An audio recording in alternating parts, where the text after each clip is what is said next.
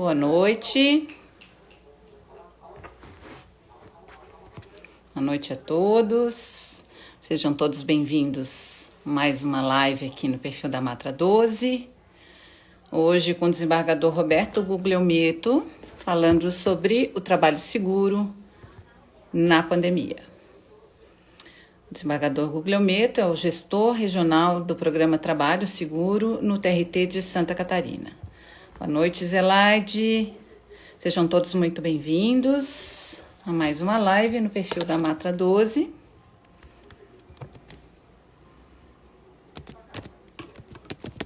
Para falar de trabalho seguro. Boa noite, Patrícia, nossa querida diretora de comunicação da Matra 12. Sejam todos muito bem-vindos. Hoje, para falar de trabalho seguro na pandemia e pós-pandemia. Precisamos tratar deste tema. Tudo bem, Patrícia? Ângela, quanto tempo? Seja bem-vinda, Ângela. Sejam todos bem-vindos, advogados, colegas juízes. Everton, querido, seja bem-vindo. Todos que estão por aqui para esta live. Patrícia, querida, seja bem-vinda. Boa noite, doutor André. Doutor Jefferson. Ó, doutor Guglielmetto já chegou. Já vou chamá-lo para a live. Doutor Franquinho também está por aqui. Sejam todos bem-vindos.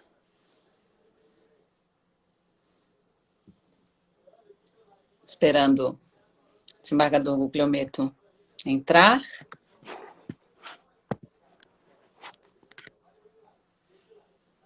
Já deve estar entrando. Som e imagem estão bons, pessoal? Acho que o doutor Guglielmetto está com dificuldades de entrar.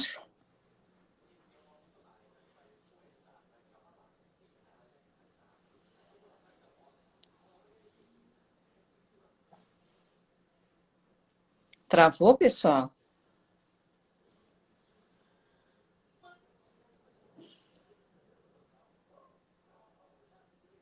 Parece que está travado.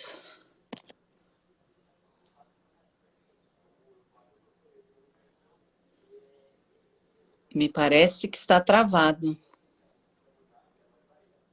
É, o tema oportuno. Boa noite, Franquinho. Doutor Guglielmetto não conseguiu entrar. Doutora Andréa, não? Não, ele entrou, mas ele não conseguiu conectar para participar da live. Vamos ver se vai dar agora. Se não der, doutor Guglielmetto, eu peço que saia e retorne novamente. Pode ser algum problema aí. Sejam todos muito bem-vindos. A imagem e o som está ok? Pois é. Doutor Paulo César, seja bem-vindo. Doutor Zilli, querido. Vamos ver se agora o doutor Guglielmetto consegue entrar. Se não, vou pedir ajuda do suporte. Doutora Érica, suporte. Doutora Andréa House, seja bem-vinda. Vamos ver. Aqui não está conectando. Doutora Valquíria, a mãe da Super Valen, a super youtuber. Doutor Leandro Muri, seja bem-vindo, boa noite. Vamos ver se o doutor Guglielmetto consegue entrar.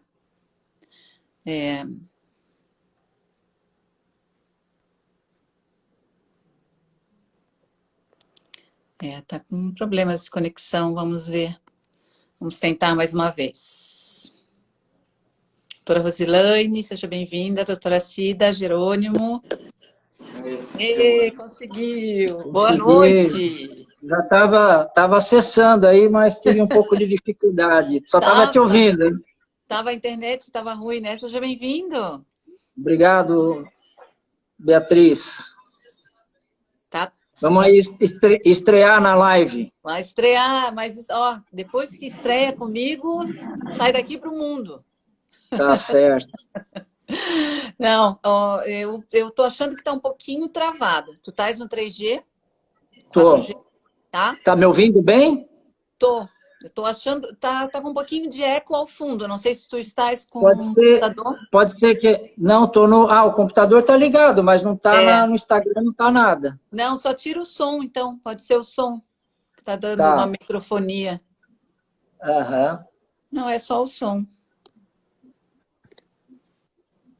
Sejam todos bem-vindos. Tá ruim? Melhorou? Acho que melhorou um pouquinho. Vamos ver. Não, tá travado ainda, né? Tá travando. Tá travando É um alguém pouco. que tentou ligar Vamos, aqueles... vamos tentar, vamos É, ver. o Rafael, acho que só... Ah, pode ser. Pode... Ele tá ligado aqui? O celular tá lá embaixo? Não, né? Eu desliguei meu som. Alguém que estava tentando ligar daqueles... Ah, então tá. Ah, Pode pode ser. ser. E É, agora? não, aí travou. Não, agora tá bom. Tá perfeito. Vamos lá, eu Tá acho que bom. agora vai. Então, Tá seja certo. bem-vindo, desembargador Roberto Guglielmetto. Estão todos que estão aqui esta noite, vários colegas, advogados, servidores do tribunal, sejam todos muito bem-vindos para esta live aqui no perfil da Matra 12. E já começo cumprimentando, então, a diretora Patrícia Santana, nossa diretora de comunicação social, a doutora Érica, que está presente, vice-presidente da Matra, doutor Kilser. E hoje vamos falar de trabalho seguro e pandemia, com o gestor regional do programa Trabalho Seguro, nosso queridíssimo desembargador Roberto Guglielmetto. Em comemoração ao Dia da Prevenção dos Acidentes de Trabalho, que será o dia 27 de julho, eu convidei então para a nossa live de hoje o desembargador Roberto Guglielmetto, que é o gestor do programa Trabalho Seguro aqui em Santa Catarina.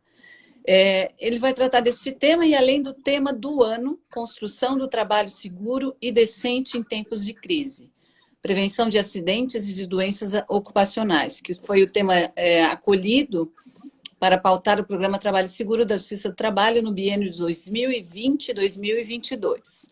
Programa este sob a coordenação nacional da ministra Adelaide Arantes, que já esteve comigo, inclusive, numa live este ano, falando de mulheres na carreira jurídica. O querido colega Roberto Guglielmetto... Tá tudo bem aí? Tudo certo? Tudo certíssimo, tudo certíssimo. Espera aí, que aqui agora que parou aqui. Puxou. Aqui. O querido colega Roberto Guglielmetto é paulista, casado com a querida Sônia, pai da Yara e da Roberta, corintiano, né? Porque se não falar que corintiano ele fica bravo. Graduado em Direito pela Faculdade Metropolitana Unidas. Ai, meu computador hoje está assim. Faculdade Metropolitana.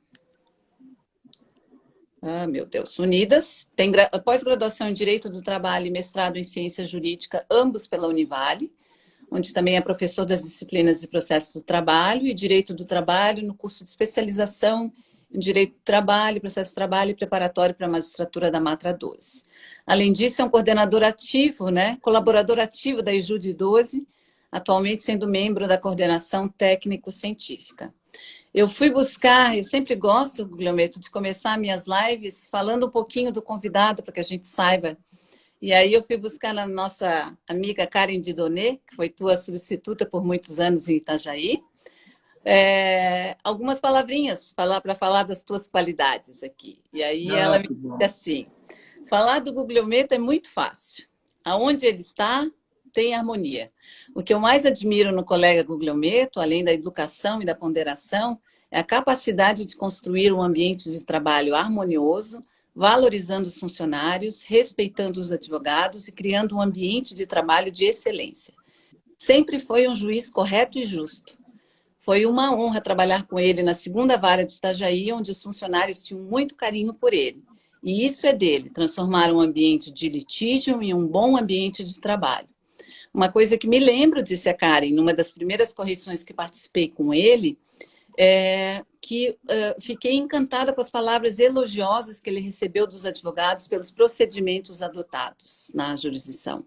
Até hoje, diz a Karen, quando tenho dúvidas em decidir algum processo, vou buscar na jurisprudência do desembargador Guglielmetto um norte para embasar minha decisão, porque sempre admirei o seu bom senso e ponderação no decidir e julgar, que me lembram o Dr. Cassiari, disse a Karen, com quem ela trabalhou muitos anos, né, como assessora. É o meu mouse. É ao vivo, né? Ao vivo acontece isso. Espera aí, deixa eu puxar aqui. Enfim, disse a Kari, que te desejo uma boa live e que foi uma honra e uma alegria trabalhar contigo. Eu sou testemunha, Guglielmetto, nunca trabalhamos juntos no primeiro grau, mas no segundo grau eu tive a alegria de te substituir o ano passado e sou testemunha de tudo isso que a Karen disse, porque encontrei um ambiente de trabalho maravilhoso que me acolheu, né, capitaneado ali pelo Ronaldo, Super Ronaldo, que é uma pessoa incrível e com funcionários extremamente dedicados e muito receptivos aos juízes que substituem lá. E isso é fruto da tua forma de lidar, né? A tua forma de gerir. Então, é realmente um prazer te ter aqui. Seja muito bem-vindo. Já te devolvo a palavra para as considerações aí iniciais. E aí, já emendo na primeira pergunta, que eu queria saber um pouquinho da tua trajetória aqui em Santa Catarina, já que tu és paulista, né? E quero saber o que te atraiu aqui no estado para tu vires trabalhar aqui, além das ondas, né? Porque nós temos aqui um surfista prateado, como ele é conhecido aqui em Santa Catarina. Está contigo a palavra, então, Guglielmetto. Muito obrigado, Maria Beatriz. Obrigado também pelas palavras afetuosas da Karen. Tenho muitas saudades, uma excelente juíza que colaborou muito e auxiliou muito na prestação jurisdicional em Itajaí. Essas pessoas que passam pelas nossas vidas e deixam saudades é porque deixaram bastante coisas boas, né? A Karen realmente foi uma delas, uma excelente colega, uma excelente amiga, e tenho muita consideração e apreço por ela, como também por todos os servidores lá de Itajaí, e agora o meu pessoal lá também do gabinete, né, do Tribunal Regional do Trabalho. O ambiente de trabalho tem que ser saudável, é o tema de hoje.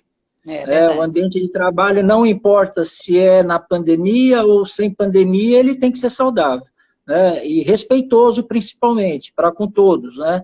Eu tenho uma regra de ouro da minha mãe, minha querida mãe aí com 86 anos, que eu gosto muito de citar, que foi a educação que ela me deu, em poucas palavras, que é aquela regra de ouro. Não fazer para os outros o que você não quer que faça para você. E eu quero para mim o bem. Então eu procuro também fazer o bem para os outros, né? E tratá-los com o devido respeito também, e consideração que acho que todas as pessoas merecem. Verdade. Mas a minha já falou tudo, né? Corintiano, surfista prateado, então tá. É muito interessante isso aí, bem bacana.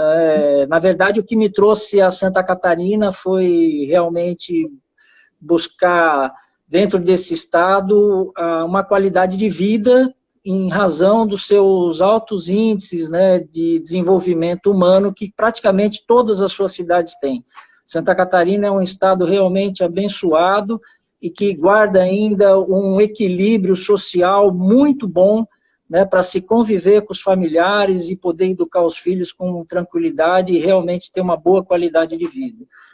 É isso que me trouxe a Santa Catarina, principalmente, né. A questão da minha trajetória é uma trajetória, acho que tem muita coincidência com vários colegas, porque tem vários colegas que vêm de fora também, buscando essa condição de vida aqui em Santa Catarina, mas eu fui advogado em São Paulo, trabalhista, na área trabalhista, até mais ou menos 1990, depois eu passei no concurso para juiz do trabalho na Bahia, assumi na Bahia por uns 6 meses, fiquei aguardando a posse minha aqui, que eu também fui aprovado em Santa Catarina, e assim que tive a oportunidade, tomei a posse aqui em Santa Catarina. Eu assisti a tua prova oral, né? Já te falei isso, é né? verdade, olha só. Eu era servidora do TRT e trabalhava com o Dr. Godoy Ilha, né, na época, e comecei a pensar em fazer concurso para juiz e assistir. A tua prova foi brilhante. Eu me Olha aí. lembro que eu fiquei impressionada, assim, eu digo, ai, tomara que um dia eu chegue e consiga Chega. desempenhar como tu desempenhasse. Então, para Ah, mim é mas uma alegria hoje de estar contigo no mesmo tribunal, porque eu acompanhei um pouco da tua trajetória. que bom, obrigado. São sonhos que é bom viver esses sonhos e realizar os sonhos, né? Um dos sonhos Verdade. realmente era eu ser juiz do trabalho, mesmo quando advogava, né? Me esforcei para isso, estudei, porque ninguém é juiz do trabalho sem um estudo Ah, profundo, né? verdade. Sem um sacrifício, vamos dizer assim. E nós sacrificamos realmente muito de nossas vidas estudando e buscando esse objetivo. Mas então eu comecei em Criciúma, fiquei cerca de 6 meses, logo depois surgiu a oportunidade para eu vir para Itajaí, né? Vim para Itajaí principalmente pelo acesso, que ficava mais fácil para ir para São Paulo, que minha família, pais, irmãos, todos moravam lá. E tive a oportunidade, a grata satisfação de trabalhar com o nosso saudoso Marcos Pina, né? Uma pessoa que sempre que eu posso eu rendo homenagens, porque foi um juiz também exemplar e um grande amigo que eu tenho ainda, guardo no coração uma profunda admiração. Depois um aninho ali em Balneário Camboriú, logo que instalou a unidade, fui promovido. Na época se promovia para Era titular com rápido, né? 3 anos, né? Era Então, rápido. 3 anos eu fui juiz titular e fui para Chapecó, fiquei cerca de 6 meses, logo depois para Rio do Sul, uns 5 anos, e depois voltei para Itajaí. Todo rio procura o mar, eu também procurei o mar, voltei para Itajaí, e fiquei 16 anos até assumir o Nossa, tribunal em 2015, 31 de março de 2015, já vão aí 5 anos que eu cinco estou aí anos como, já. Meu como Deus, como passa colega aí rápido, né? no tribunal, Me lembro bem bastante da tua rápido. posse no TRT e já há 5 anos já. Nossa, 5 anos já. passa Isso rápido. aí. Essa é a É, trajetória aí, 30 anos de magistratura. 30 anos, É, nossa, bastante. por Tem que isso que eu sou comemorar. surfista prateado. Por isso a live, viu? Para comemorar os teus 30 anos aí, ó, da tua Bacana. trajetória aí profissional. Então, já adentrando o tema, Guglielmetto, eu queria que tu desse um panorama assim, do programa Trabalho Seguro, o que é o programa Trabalho Seguro, que foi instituído pelo TST, né? Quando ele foi implantado aqui em Santa Catarina, a primeira gestão, que eu acho que foi do Alexandre Ramos, do hoje ministro Alexandre Ramos, né? Que conseguiu emplacar, inclusive, uma lei estadual, enfim, que tu falasse um pouquinho do programa Trabalho Seguro no Certo. TST, né, em nível nacional, e depois já falando aqui em Santa Em Catarina. Santa Catarina. Bom, o programa Trabalho Seguro, na verdade, ele é um programa institucional da Justiça do Trabalho, então faz parte da instituição Justiça do Trabalho, e ele foi criado em 2012, né, que tem como objetivo promover ações educativas que disseminem a política de cultura de prevenção de acidentes do trabalho. Esse é o objetivo principal. E mostrar, né, demonstrar que vale a pena prevenir do que remediar, que os acidentes não acontecem por acaso, mas por Sim. descaso, e que tem várias consequências trágicas essas ocorrências de acidente. Então, o objetivo realmente da Justiça do Trabalho é esse, né, do programa Trabalho Seguro. E, estruturalmente, o programa Trabalho Seguro em nível nacional, nós temos 2 gestores nacionais, a ministra Adelaide Arantes e o desembargador do Trabalho de Minas Gerais, conhecido de todos nós, né, o doutor Sebastião Geraldo de Oliveira. Então, são os 2 gestores nacionais.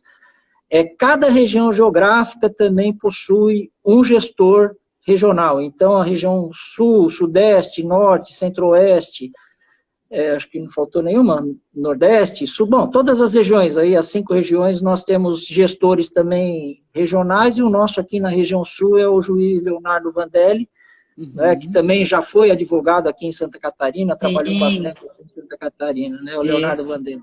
Mas você fez muitas E, audiências comigo, como desde quando estagiário, depois advogado, e hoje, né, está desempenhando uma carreira brilhante, né? Com certeza. E cada regional tem um gestor, ou 2 gestores, para falar a verdade. Né? Aqui em Santa Catarina, eu sou gestor já desde 2016, e o Ricardo Jão, um juiz extremamente atuante, né? Uma pessoa de alta contribuição para o programa Trabalho Seguro, um juiz também extremamente dedicado a essa causa, né? E a quem eu agradeço muito, né, pela colaboração que empresta aí ao nosso programa Trabalho Seguro. Ele já é também um juiz gestor auxiliar, né, do programa Trabalho Seguro em nível regional aqui em Santa Catarina. O Jean está A há primeira, muitos anos, né? O Jean está, eu muitos acho que, não anos. O sei se Jean, na desde o verdade, início, né? Não sei se ele desde é o que início, mas há muito tempo. isso, o gestor, primeiro gestor, a gestora regional aqui foi a doutora Gisele Pereira Alexandrino com o Alexandre Ramos. Hoje, Sim. nosso ministro e querido colega aí, Alexandre Ramos, né? Então, essa foi a primeira gestão. Depois, o doutor Amarildo, com o Jean. Sim. O doutor Amarildo, vamos dizer assim, passou o bastão para mim, né? E eu estou aqui desde 2016. Doutor Jean está aí presente, ó, doutor Jean. Então, o Jean está com o Amarildo e comigo, já acho que desde 2013, 2014, se não me engano. Então, é uma pessoa também, pelo seu trabalho, muito reconhecido, né? Em nível nacional. Ele é símbolo do trabalho seguro mesmo. Agora, em Santa Catarina, é importante aqui eu fazer um registro que nós temos, assim, além da gestão regional, minha e do Jean, nós temos os juízes colaboradores, distribuídos em todo o estado. Esse é um grande diferencial de Santa Catarina e que faz elevar as ações para um patamar realmente expressivo, porque nós temos aí juízes, eu até gostaria de citar o nome deles em sinal de reconhecimento, né, e agradecimento pelas regiões, né? Então, nós temos aqui em Florianópolis, inclusive são dois, e na região de Grande Florianópolis, a Maria Aparecida Jerônimo, o Elton. Tá aí a Cida. A Cida, nossa querida Cida. Tá, em Joinville, nós temos o Rogério. No sul do estado, o Rodrigo. No Vale do Itajaí, agora, o Alessandro Salcedo, que atuava lá na região de Xanxerê. A Lisiane, em Joaçaba, que presta um serviço também dignificante para o programa. O Fábio Moreno, em Blumenau. Daniel Lisboa e Érica, você vê dois auxiliares também de peso em Lages e Curitibanos, Carlos Frederico em Chapecó, Ana Paula Flores em Rio do Sul e região, Adriana Camargo em Jaraguá do Sul, e o Leonardo Bessa e a Paula Neves, os recém-auxiliares aí, a aquisição recente, né? Recente. em Concórdia e São Miguel do Oeste, para compor o trabalho também seguro. E, de fato, com esse quadro de colaboradores ativos em Santa Catarina, as nossas ações são realmente bem expressivas, né? Porque não fica, vamos dizer assim, centralizado em duas pessoas, no caso, minha e do Jean. E essa descentralização é muito boa, né? Porque é o juiz que está lá na cidade, que conhece os problemas da região, e isso facilita a aproximação com as empresas, né? Com essas parcerias. Justamente, interage. O nosso propósito é firmar parceria com as empresas, sindicatos, associações de classe, OAB, universidades, justamente para promover essa política de cultura, né, de prevenção de acidentes e trocar as boas práticas. Essa é a questão principal aqui no Estado e do programa. Você citou a questão legislativa, de fato Santa Catarina foi, e acredito que é o único Estado ainda da Federação, que tem uma legislação, inclusive, que foi, vamos dizer assim, encampada e iniciada pelo Alexandre Ramos, no sentido de permitir, ou melhor, de somente autorizar as empresas que querem participar de um processo de licitação no Estado, para que dotem todos os seus empregados com curso de capacitação de segurança no trabalho. Olha só. Então, é um requisito, né, para participar do processo licitatório. E essa legislação estadual, ela criou raízes. Então, alguns municípios do estado, também com essas iniciativas desses gestores auxiliares também, nós conseguimos emplacar essa legislação em alguns municípios. Olha também só. Em termos de legislação, nós temos também uma questão que acho que a educação começa de criança, né? Sim. E as crianças aqui no estado, em alguns municípios, no ensino fundamental, nós temos também legislação que os municípios encamparam no sentido de que se dedique um período do ano letivo para que eles promovam atividades lúdicas, com o tema voltado à prevenção de acidente do trabalho. Porque a educação começa aí, né, de criança, né? Eu acho assim, a gente não tem essa cultura de prevenção para nada, né, no país, né? A nossa educação é muito deficitária em todos os aspectos. E se consegue se inserir esta cultura desde pequenininho, isso já faz uma diferença, né? Com certeza faz. Justamente. Esse tema do trabalho seguro, na prevenção, é assustador o número de acidentes.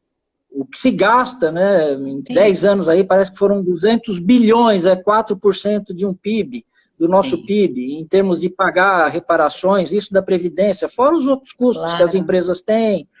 Mas a vida também se paga, né, não tem preço, né, para pagar um acidente. E a estatística do Observatório do Ministério Público do Trabalho registra, eu estou sendo assim generoso porque eu estou arredondando, um óbito a cada minuto.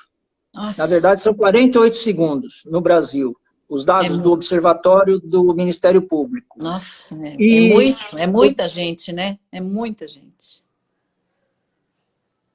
Opa, travou. A cada...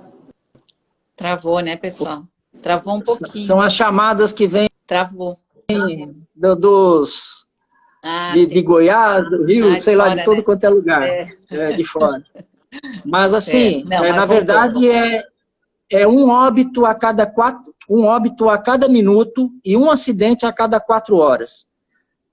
Santa Catarina, pelos dados de 2018, o último que nós temos, na verdade, seria um óbito a cada 3 dias e 112 acidentes por dia. Então, realmente é algo assim enorme, né, que não se justifica. Então, tem que realmente ter essa política de prevenção de acidente de uma maneira que o próprio trabalhador ele não cumpra com aquelas regras de segurança simplesmente para não ser punido, né, mas com a consciência de que realmente aquilo é importante para ele. Né? Uma mudança de cultura, né? Porque isso passa por uma mudança da cultura da prevenção, né, Guglielmetto? E não só para ele, para o colega dele também. Né? Eu gosto de fazer sempre um paralelo dessa, vamos dizer assim, é uma curva de Bredel, que é um colaborador da Dupont, que mostra o amadurecimento da cultura de prevenção de acidente. Né? Então, tem o reativo, que não quer usar o EPI, que incomoda, e a gente vê isso hoje com as máscaras aí, tem pessoas que não usam, né? Não querem, são reativos. Né? Até de juiz, né?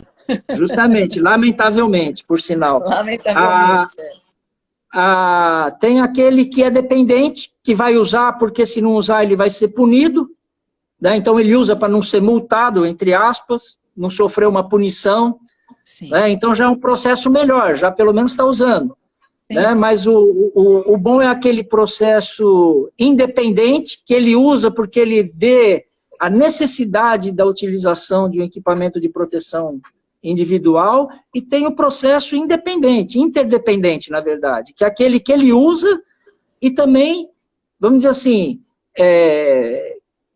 coloca o próximo também na necessidade de fazer o uso. É a mesma coisa o cinto de segurança, né? Eu gosto de fazer essa colocação porque é um retrato que eu vivi com isso quando não era obrigatório o cinto, aí veio o cinto obrigatório, então muita reação para usar, depois usa o cinto, senão você vai ser multado, depois você usa o cinto porque realmente ele é seguro, e hoje nós nos preocupamos com o passageiro até de trás, né, ou do lado, que se ele não está usando o cinto, você já pede para ele colocar. É realmente esse estágio de amadurecimento da cultura da prevenção que se busca com o programa Trabalho Seguro.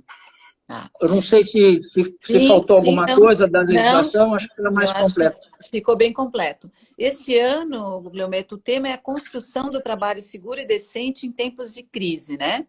Prevenção de acidentes e de doenças ocupacionais.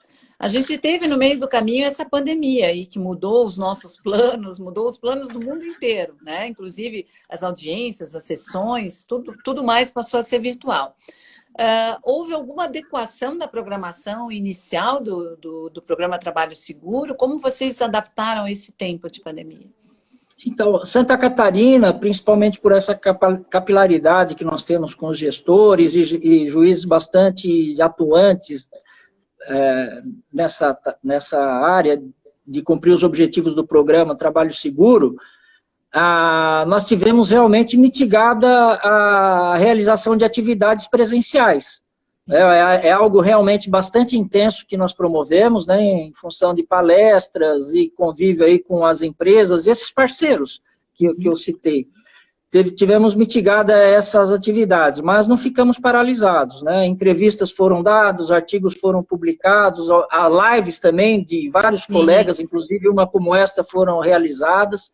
E agora, nesta semana, inclusive, está sendo veiculado, vai ser veiculados vários vídeos aí de colaboradores desses nossos colegas também. Começamos com o teu, né? Hoje a gente teve o desembargador Guglio Metto em todas as mídias aqui. Acompanhe um vídeo muito bom, eu achei informativo, educativo, né? Que está sendo ventilado nas redes sociais do TRT e da Matra. Muito bom. Então, são vídeos, né, de curta duração, 2 minutos, em que nós fazemos essa proposição de se manter um ambiente de trabalho realmente seguro e saudável nesse período de Covid-19. Eu achei até bacana que tu mencionaste o trabalho doméstico, né, Guglio Metto? Achei muito importante, porque a gente vê que muitas pessoas já estão se valendo do trabalho doméstico novamente, e a importância de se ter esses cuidados, seja com os trabalhadores, né, domésticos que estão vindo nas residências, seja com as famílias, né, que estão recebendo esses trabalhadores.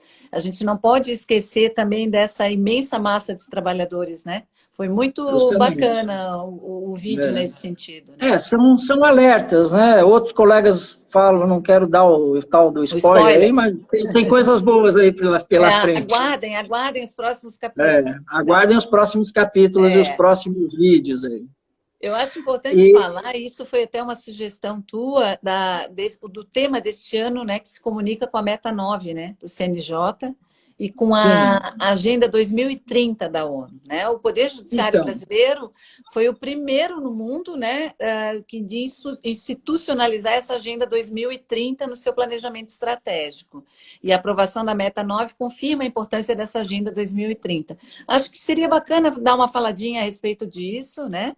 Para que a gente possa entender o que é a Meta 9, o que é a Agenda 2030, né, da ONU. A Agenda 2030 é a agenda da ONU, né, teve adesão de centenas de países, inclusive o Brasil, para promover no planeta, né, um desenvolvimento sustentável. Então, contém 17 objetivos de desenvolvimento sustentável, e o Brasil é signatário, e o Poder Judiciário, através do CNJ, encampou também essa Agenda 2030 da ONU, para essa atividade nossa própria do Judiciário. E dentro dessa atividade, dentro de um desses objetivos, tem o objetivo 8, que trata do trabalho decente.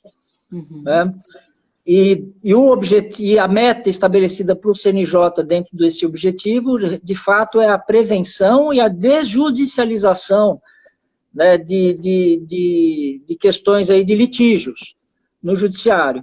Aí inclusive a presidente do tribunal, a doutora Maria de Lourdes Leiria, também quero fazer um agradecimento aqui a ela, e extensivo a todos os presidentes anteriores, né, a doutora Marieleda e doutor Grácio, porque sempre colaboraram e deram todo o apoio institucional que o programa Trabalho Seguro aqui em Santa Catarina necessita, não medindo esforços, inclusive a escola judicial também. Então, eu ia dizer, a escola também, né? Sempre não quero falhar nos agradecimentos com ninguém, mas, de fato, assim, nós temos assim, uma receptividade de todos esses órgãos dentro do Poder Judiciário catarinense, do trabalho, que é muito produtivo para nós, né, para podermos desenvolver esse programa. Bom, em suma, foi feito esse convite para o Trabalho Seguro promover um plano de ação. Né? Na verdade, todas as ações do Trabalho Seguro, eles já caminham no sentido de ter uma ação preventiva, em função do que ele oferece para os parceiros e para a sociedade em geral. Né? Desde a sua inauguração lá em 2012. Né? Mas nós fizemos agora um plano específico e que envolveu, na verdade, todos os juízes de primeiro grau, né, independentemente de serem auxiliares do programa ou não. Né, e a minha satisfação, isso faz questão de um mês e pouco, e a minha grata satisfação é que houve uma maciça adesão, né, 75% das varas do trabalho cumpriram praticamente com a proposta nossa, isso em menos de um mês, e já há menos de um mês nós conseguimos aí uma redução significativa dos processos judicializados por acordo. E quais são esses processos? Processos que têm o tema acidente do trabalho e doença ocupacional. Né? Então, nós já conseguimos que em menos de um mês e pouco aí, atingir 10% de redução, só colocando o processo em pauta, porque a proposta é colocar o processo em pauta. Se vem conciliação ou não, nós entregamos outra história, mas o objetivo seria colocar em pauta. E o fato de terem sido colocados em pauta e ter sido atingido já uma redução de 10% é algo realmente que nos deixa bastante contentes. Né? Em tempos de pandemia, né? Em tempos de pandemia, com todas essas dificuldades de realizar as audiências. Porque, assim, é importante a gente dizer que aqui Santa Catarina tem sido um exemplo nessa realização das audiências telepresenciais, né? No mês passado, foram 3.000 audiências, sendo que pelo menos 1.000 audiências de instrução, que são as audiências em que há maior resistência, né? Havia, porque agora eu acho que com esse trabalho de conscientização a gente está conseguindo quebrar essas barreiras. Porque é fato que os nossos processos todos, 80% ou 90% exigem audiências, né? No Gliometro. Então, a gente não pode deixar de fazer essas audiências telepresenciais. Não é fácil, né, para ninguém, para os advogados, né, para os juízes, para as partes, testemunhas, é uma nova adaptação, uma nova realidade, mas a gente já está recebendo muita coisa da pandemia, dispensas por força maior e tudo mais, fora o nosso passivo, né? Então, se a gente não der conta do que a gente tinha, a gente não dará conta do que a gente vai receber. Né? Então, aqui eu acho que a gente tem que louvar também a iniciativa de todos que estão se empenhando, e eu sei que o segundo grau também está trabalhando muito, né? Tu mesmo mencionaste que que uma das sessões vocês ficaram até às 23 horas, né? Eu fiquei horrorizada. 23 horas. Algo desumano. Das 13h30 até as 23 horas, porque as sustentações orais estão num número absurdamente, né, assustador, né? 70, 80, até 100 sustentações orais. Né? Nesse período de pandemia, a primeira Câmara julgou praticamente 1.000 processos, 1.000 recursos. Nossa Senhora! Foi algo realmente assim absurdo. Extenuante, mas faz parte. A Justiça do Trabalho está dando toda a resposta para aqueles que apregoam a sua extinção e está mostrando realmente a sua necessidade de existência. É verdade. Tem essa demagogia, porque os litígios são naturais, principalmente nessa relação de trabalho, e principalmente também em função de muita legislação, principalmente agora nesse período de pandemia, quantas medidas provisórias, quantas regras, nós temos muito trabalho pela frente. A Justiça do Trabalho ainda vai ser bastante útil para poder apaziguar esses conflitos. E o que eu penso é assim, todos aqueles que falavam, né, da Justiça do Trabalho, da desnecessidade e tudo mais, com esta pandemia ficou muito evidente, né, a preocupação com as pessoas, com os trabalhadores, né, que precisam, as empresas e trabalhadores, é uma parceria, mas a Justiça do Trabalho precisa para resolver estes conflitos, né, e os conflitos que advirão da pandemia serão muitos. Né? Nós estamos resgatando, eu imagino, aquele protagonismo que um pouco a gente havia perdido com a reforma trabalhista, em função da diminuição do número de ações e tudo mais. Né? Os próprios advogados trabalhistas, né? Eu tenho dito, muitos advogados estavam pensando, inclusive, em migrar, né, da Justiça do Trabalho para a Federal, em função da diminuição do número de ações, e agora a gente vê que vai ter um inchaço, né, de ações trabalhistas, em função dessas medidas provisórias, das muitas dispensas que virão, do desemprego. Eu acho que tudo isso vai acabar na Justiça do Trabalho, né? É um período realmente de crise. É verdade. Crise na saúde, crise econômica, que demonstra a necessidade de ter uma justiça especializada para poder dar uma resposta vamos dizer assim, eficaz, rápida e com qualidade também, né? É o principal. Verdade. E já falando já nessas preocupações, né, com a saúde, que tu bem mencionaste, a gente tem visto reportagens e lives discutindo isso, inclusive foi o tema do Trabalho Seguro no ano passado, a questão da saúde mental do trabalhador, né? Nós sabemos que isso vai ser uma questão, já está sendo uma questão. Eu queria que tu falasse um pouquinho deste tema, como é que foi tratado pelo Trabalho Seguro, e quais foram as ações que foram tomadas, porque eu acho que bastante úteis até para esse período de pandemia, né? Muito bem. O trabalho seguro, geralmente, ele institui um tema para ser abordado a cada gestão. Em 2012, iniciou com a construção civil, em função do número elevado de acidentes de trabalho que ocorreu pela construção dos estádios de futebol por conta da anunciada realização da Copa do Mundo. Né? Depois nós tivemos, salvo engano, no transporte, né? Relacionado ao transporte. Depois nós tivemos trabalho rural. Uhum. Outro tema de outra gestão foi o trabalho com as máquinas, principalmente em função daquela alteração da NR. Sim. Aí nós tivemos os transtornos mentais, adoecimento, né, mentais. O ano passado, na verdade, foi violência ao trabalho, enfrentamento e superações. E o atual é esse, a gente teve até uma construção do palestra, trabalho, né? justamente. Do desembargador Sebastião Geraldo, ele esteve na EJUD, né? O Sebastião Geraldo, sempre que nós solicitamos, sempre ele tendo oportunidade na agenda, ele nos presta toda a colaboração, e não só para nós, para o Brasil inteiro, né? Sim, e é o tema, né? Vamos dizer, é o queridinho dele, né? Porque ele é ótimo nessa parte, né? E a nossa referência dentro do programa, de fato, é a nossa grande referência no trabalho seguro. Agora, e aproveitando, inclusive, as lições do nosso professor Sebastião Geraldo de Oliveira, os acidentes de trabalho típico, né, nós temos um nexo evidente, porque ele é visível. A pessoa teve o braço mutilado por uma máquina, você identifica ali o nexo de causalidade. Nós temos as doenças do trabalho, que o nexo é provável. Então, dependendo da atividade, por exemplo, os mineiros lá de Criciúma, eles, né, são acometidos da pneumoconiose, então é relacionado ao trabalho, então o nexo é provável. Sim. E os transtornos mentais, na verdade, o nexo é possível. Sim. Porque nós não temos um método seguro, inclusive eu tive a oportunidade de assistir uma live dessas regionais que vão ser já estão sendo efetuadas nesse mês, né? Começaram semana passada, né? Que foi da região norte, e nós tivemos lá um psicólogo, o doutor Cristóvão Nabuco, salvo engano, ele falou, olha, não existe um método seguro para você identificar o nexo de causalidade nas doenças ocupacionais. Por quê? Porque é multifatorial.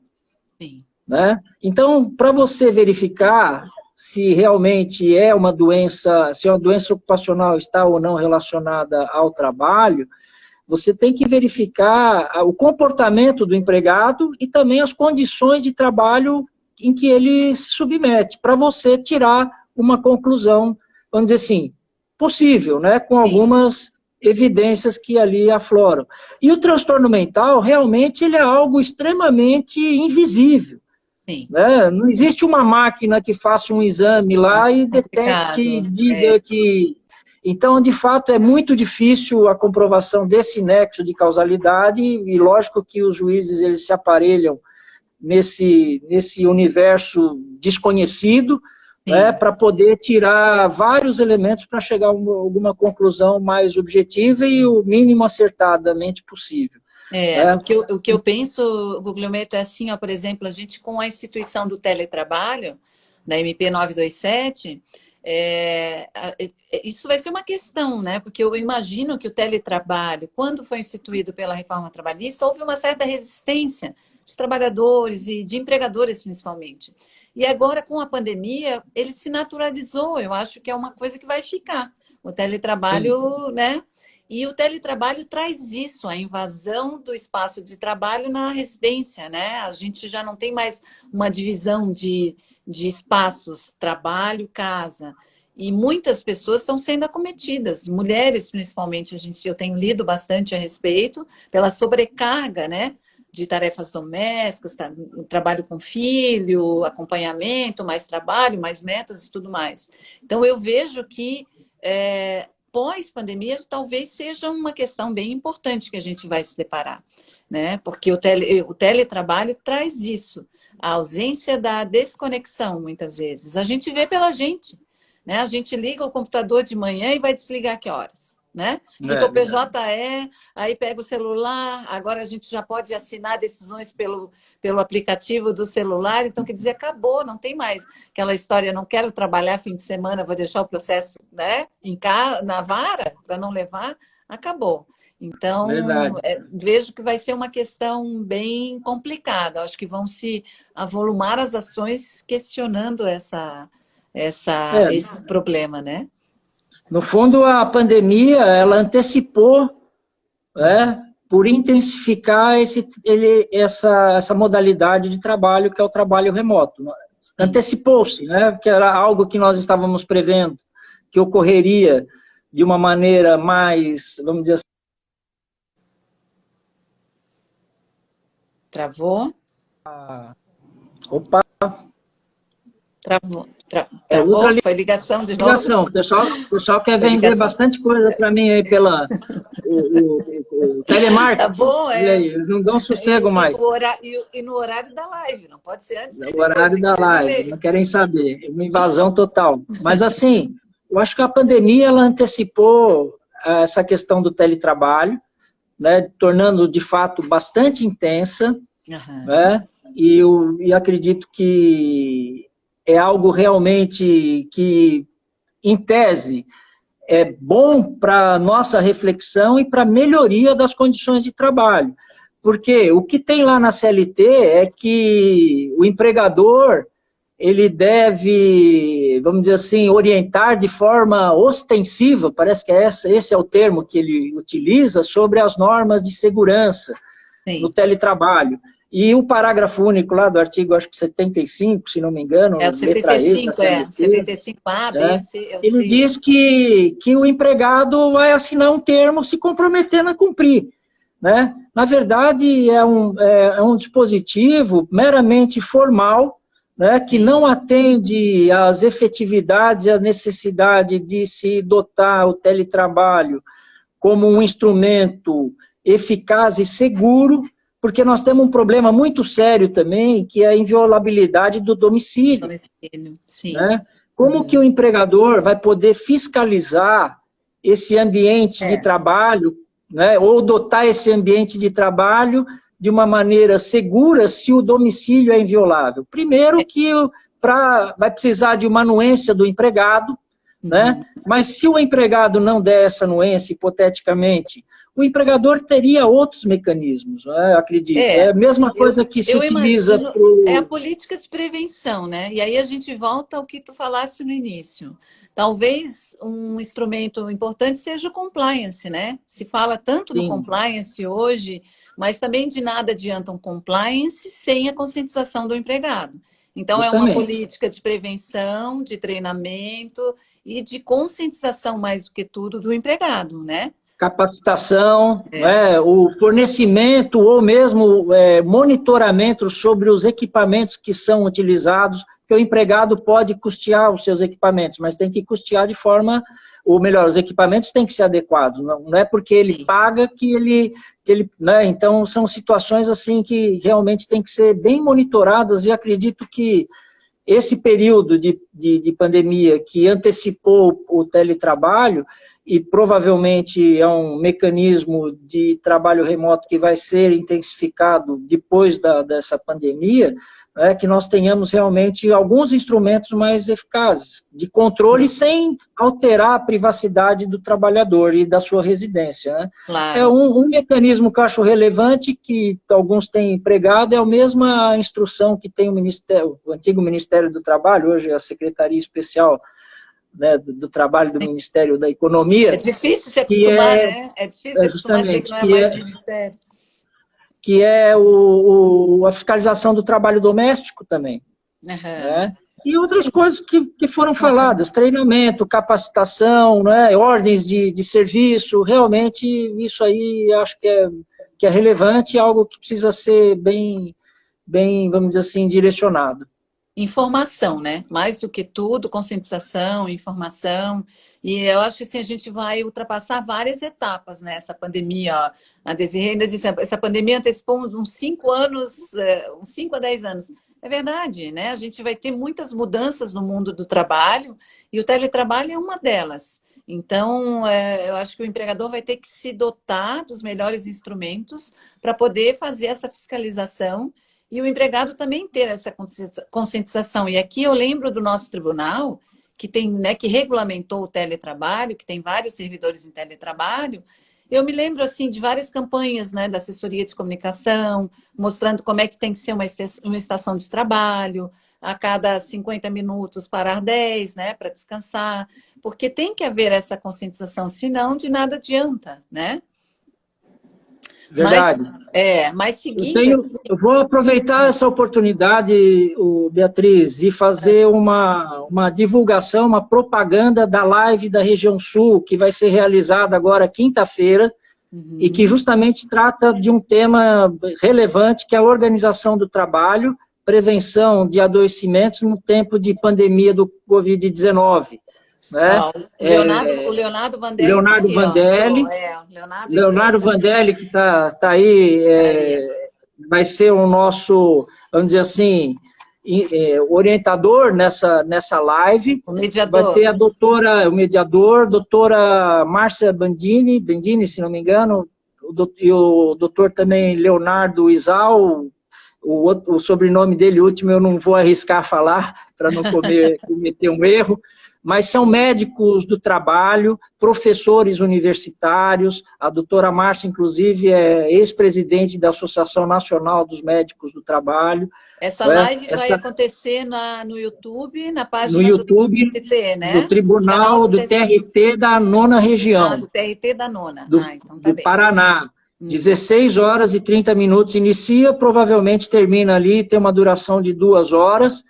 Né? E nós vamos ter também como debatedores a ministra Adelaide, o desembargador Alexandre Cruz, do Rio Grande do Sul, a colega juíza do trabalho Valéria Rocha, do Paraná, e o nosso gestor Ricardo Jan também. Então, todos estão convidados, com certeza aí essa live aí vai ser importantíssima para esclarecimentos para nós que tanto precisamos. A Patrícia Santana depois posta, né, Patrícia, aqui a propaganda da live no perfil da Matra 12 também, para o pessoal se programar, né, para saber direitinho. Mas avançando aqui um pouquinho mais, Leometo, eu queria entrar já aqui no tema 932, né, do STF, que eu acho que é um assunto, até por tua própria sugestão, interessante da gente abordar. No dia 12 de março deste ano, um pouquinho antes da pandemia, né? O STF, por maioria, fixou a tese da repercussão geral, 932, na qual reconheceu a responsabilidade objetiva do empregador em caso de acidentes de trabalho típico, nos casos em que a atividade desenvolvida traga risco ao trabalhador, a teoria do risco criado, né? Eu queria que tu falasse um pouquinho dessa tese e do impacto na Justiça do Trabalho, abordando inclusive em relação à primeira Câmara, né? Onde tu trabalha, se vocês já estão aplicando, como é que está sendo? Em princípio, a primeira Câmara, ela não adotava por sua maioria, não adotava a teoria da responsabilidade objetiva, porque entendia pela sua maioria que a Constituição tem um regramento específico que exigia a culpa. Não importa a intensidade, se era grave, gravíssima ou leve, mas tinha que ter culpa do empregador, né, para responsabilizá-lo.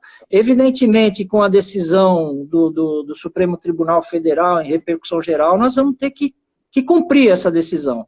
Mas acho que, pelo que eu li do acórdão do Supremo Tribunal Federal, inclusive alguns ministros gostariam de que fosse elencados casos de responsabilidade objetiva, como periculosidade, Depois a ministra Rosa Weber, inclusive, falou, não é só periculosidade, nós temos insalubridade também em função das doenças ocupacionais, e prevaleceu a tese essa de que se o risco pela atividade normalmente exercida for maior do que para, né, o trabalhador médio, os trabalhadores, seria responsabilidade objetiva.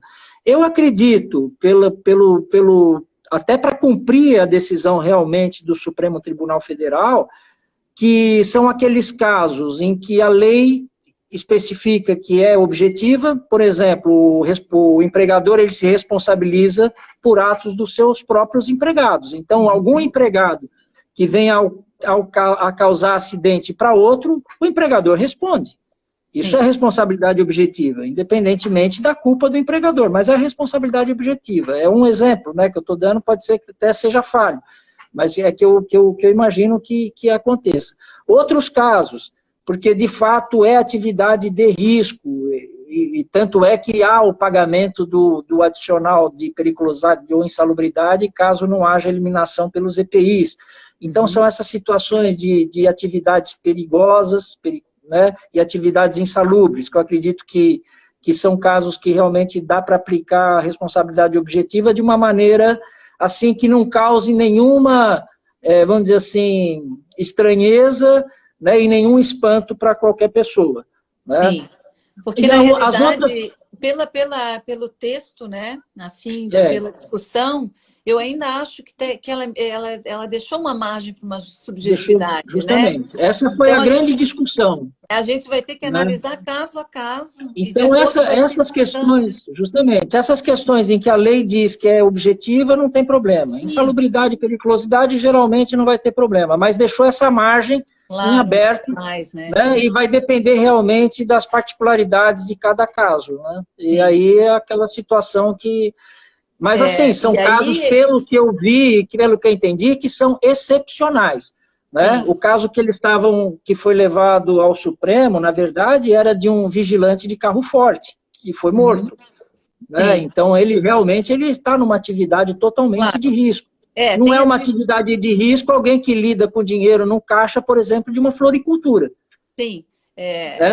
Então, são coisas assim que a gente tem que realmente fazer um juízo de ponderação e aqui tu falando, eu me lembro, talvez, né, a medida provisória 927, que a gente vai tratar na próxima pergunta, e a gente está quase finalizando essa, mais um minutinho, 2, a gente vai finalizar, então a gente vai derrubar, pessoal, e já retornamos, fiquem aí. Mas eu me lembro que talvez os profissionais da saúde, que têm um risco muito alto da propagação do vírus, da Covid, talvez seja um caso de aplicação desse sistema, né? Justamente, não tenha dúvida. Né? Porque, não tenha dúvida. Então, e bem aquela questão do nexo, né? Nesse caso aí, ele é provável, mais provável do que possível. Que seja fruto do ambiente de trabalho. Né? Principalmente se tratando de médicos, né, que conhecem bem a área da saúde. E da emergência, né, que estejam atendendo a emergência da Covid. Né? Então, recepcionistas, faxineiros, todos que trabalham nesse ambiente hospitalar, porque esse ambiente, inclusive, já é propício para esses agentes biológicos, né, de contaminação. Ó, a gente tem 1 minuto para encerrar, eu já vou encerrar antes de acabar. Eu vou derrubar a live, então, pessoal, e a gente retorna. Tá? A mesma coisa, só ingressar. Fiquem todos aí que o desembargador Guglielmetto tem muito para falar. Hein? Já voltamos.